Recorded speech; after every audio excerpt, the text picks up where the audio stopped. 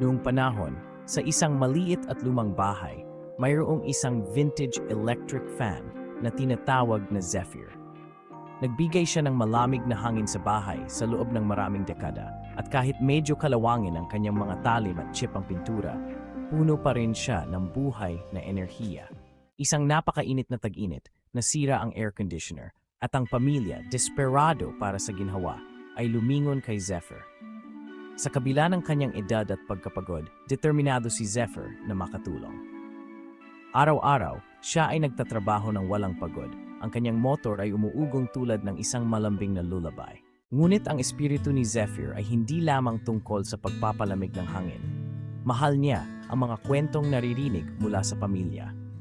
Taas noo siyang nakikinig sa kanilang mga pag-uusap, tawa, at maging sa kanilang mga alalahanin. Bilang kapalit, ginawa niyang mas komportable ang silid tulad ng isang